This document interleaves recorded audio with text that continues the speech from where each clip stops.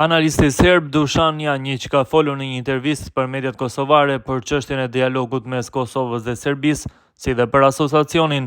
Janjić thotë se Serbia de facto e ka njohur Kosovën, por që me sulmin e Banjsk ka rënuar gjithçka. Sa i përket asociacionit të komunave me shumicë serbe, Janjić deklaron se ai ishte ofruar keq. Dialogu për normalizimin mes Kosovës dhe Serbisë ka humbur përmbajtjen politike dhe është reduktuar në takime formale pa rezultate, vlerëson analisti politik Dušan Janjić. Në këtë proces Serbia e ka njohur de facto Kosovën, kjo është e përfshirë në marrëveshje dhe në dokumente. Narrativi për mosnjohjen shërben vetëm për përdorim të brendshëm, Beogradi nuk ka më çfarë të ofrojë, me sulmin në Banjsk gjithçka është dorëzuar, tha Janjić. Megjithatë, sipas tij, problemet kyçe politike mbeten të pasgjidhura. Ai vlerëson se asociacioni i komunave me shumicë serbe është vendosur gabimisht që në fillim dhe nuk mund të ofrojë një zgjidhje të qëndrueshme. Asociacioni i komunave me shumicë serbe në këtë formë nuk është i realizueshëm.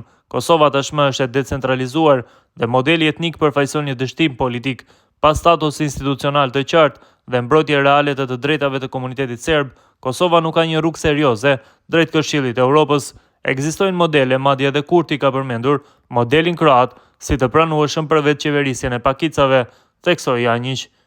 Më tej ai vlerëson se dialogu në formatin aktual nuk mund të ringjallet pa një ndryshim thelbësor të qasjes, prandaj procesi i normalizimit ka mbetur i bllokuar pa asnjë përparim real.